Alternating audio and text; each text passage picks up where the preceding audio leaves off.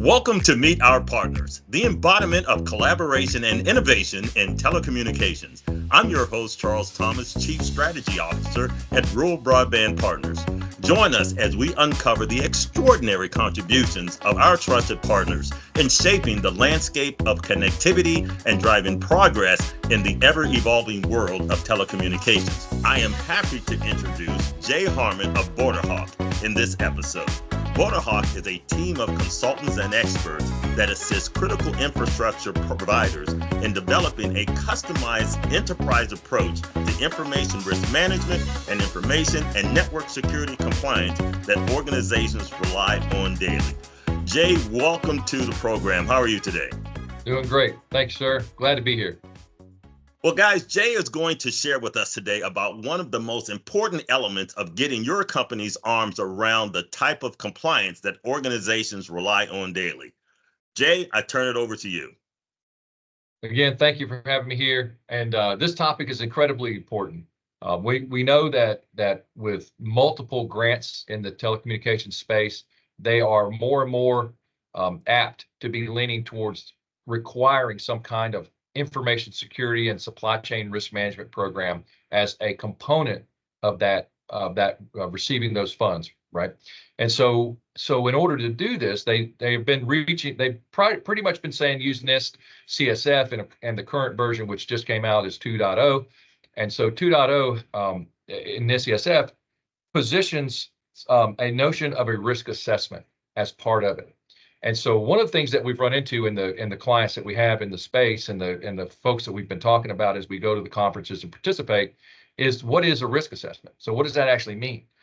And so when you look at the NIST CSF and you read through the model, what it's asking you to do as a foundational initial step is to really get your arms around the objective and mission of your organization. And everybody's like, well, we're telco providers or we're an ISP.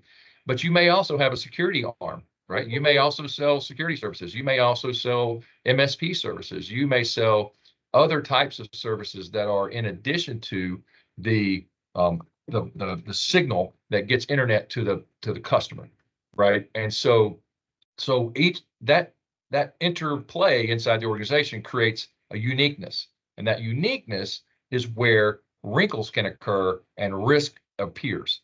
And so why we talk about that and why that's the first step in this CSF is that you really have to get your arms around what is the risk to my organization.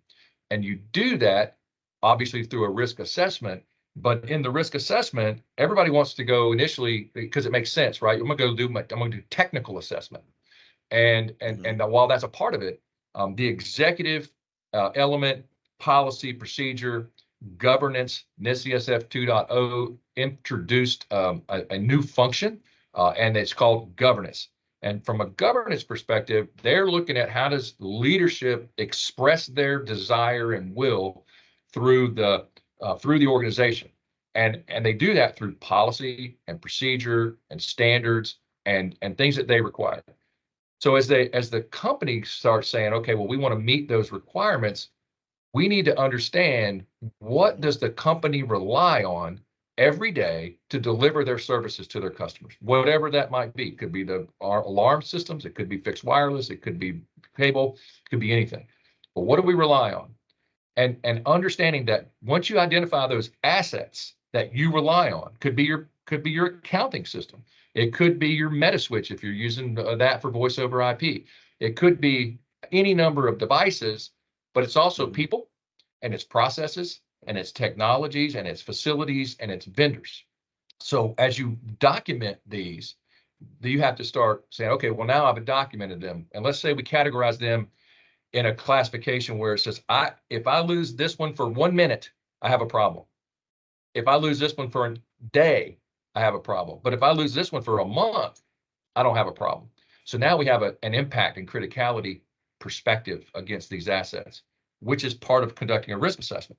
So we identify the assets that we absolutely 100% have to use to meet our mission objectives.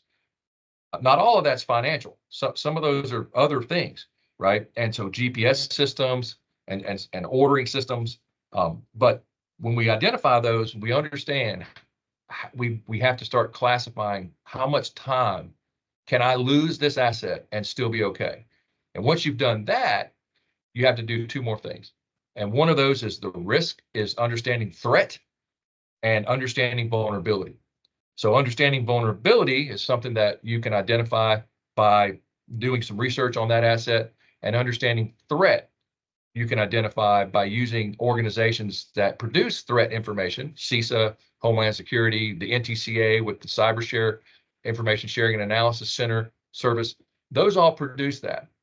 And when you come up with that set of data, now you can classify what are the things that matter the most in the time frame that they matter, and is there threat and vulnerability that could be exploited, which is why CISA produced the CPGs, the cross-sector cyber security performance goals.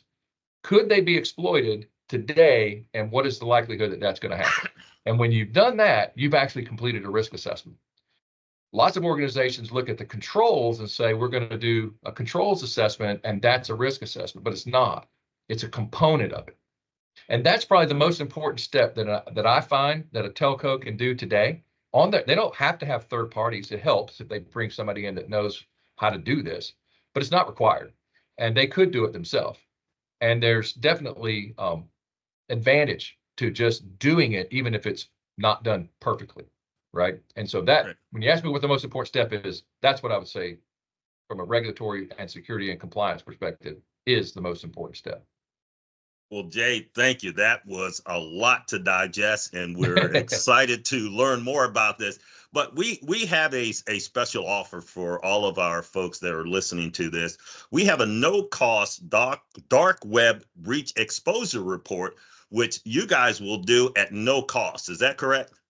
Absolutely. Any organization in the telecommunications industry, vendor or provider, right? If an organization reaches out to us through this partnership, we will absolutely conduct this assessment at no charge and share it with them. We'll help them understand and dissect what is this telling you if there's anything that you need to act on, right? Well, that's awesome, Jay. Thank you so much for that. And to get that free dark web breach exposure report, just go to our website at ruralbroadbandpartners.org. Jay, thank you. Look forward to talking to you on the next cybersecurity subject. Thank you. Have a great one, Charles.